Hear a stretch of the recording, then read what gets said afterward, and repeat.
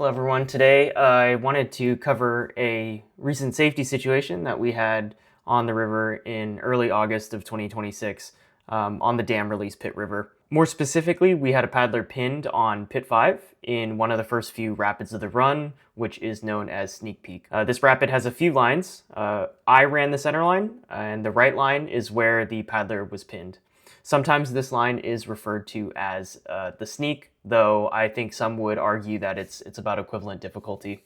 I'll start off by first saying that the outcome of this situation was positive and everybody reacted really well. I think this is attributed to our very solid team of proactive paddlers, where we had many people able to assist and all members of the team understood their role in the rescue. So the flow this day was about 1600 CFS, which is the higher of the two releases. This run is a fantastic class 4 stretch in its own right, and it can be generally characterized as a fairly continuous stretch of river, with this rapid Sneak Peak being the biggest, pushiest, and most consequential rapid of the run. As mentioned, they're generally considered to be two line choices, center or right, and both are equally hard as mentioned. Both also have an equal potential for pinning paddlers. I think this day there was a separate group that had another pin in the center line. So as you can see here, I run the center line and quickly check over my shoulder as I know the rest of my group is running the right line.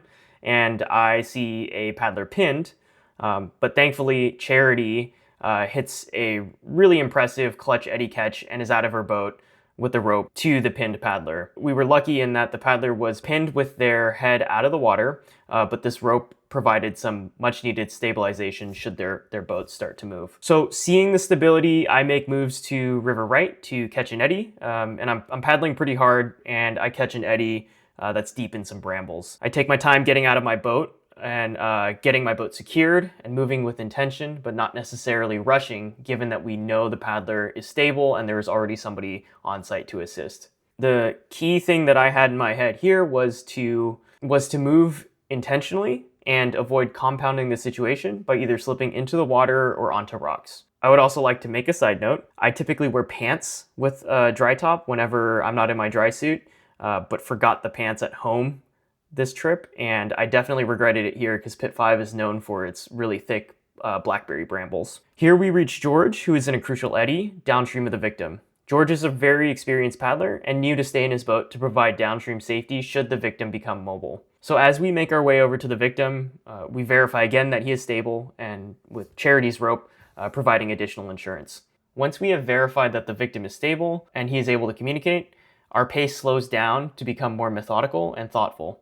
At this point, I'm calling on my experience on Cherry Creek as well as in Ecuador, where I was pinned, but I never had to exit my boat. Actually, in those situations, I was never even upside down. During those two times, my rescuer was able to dislodge my boat without ever having to exit, which is the optimal situation in a pin. So here, Justin and I determined that the safest way to deal with this is to get hands on the paddler and to dislodge them through a crack between the two rocks. I took a closer look at the crack and I determined that a paddler could fit through it and it would be the fastest way out. So with the aid of Charity's rope, I am able to wade out to the paddler.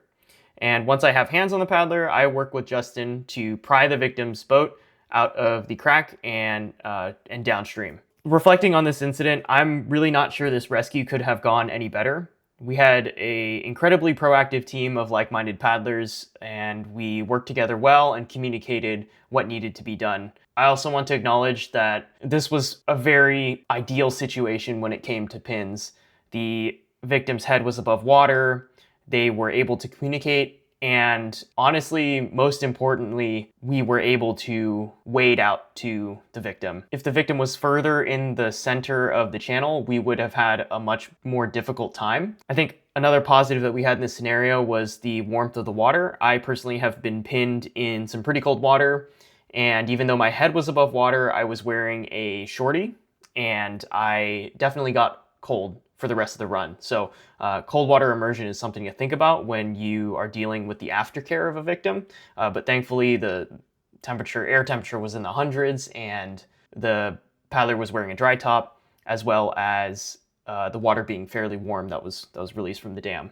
I do want to also recognize that this victim was very communicative, very calm, and I really have to give kudos for that, because being pinned in a situation like this, having had that happen twice to myself, it's not very pleasant. And knowing that your rescuers are your only hope, and not really knowing their timeline, not knowing when they're going to get to you and help you is pretty mentally challenging, especially if you have any concerns about the stability of your boat. But overall, I think things went great. This was a textbook pin and unpin, and I'm really glad to have had the paddling partners that I had, and I'm really glad to have had the experience of being pinned. It helps you formulate a better plan to deal with similar situations. So with that said, we'll just leave it at that. Please let me know in the comments if you've had a similar situation, and I'd love to hear how it was resolved. And as always, stay safe out there and happy paddling. We're not telling his wife about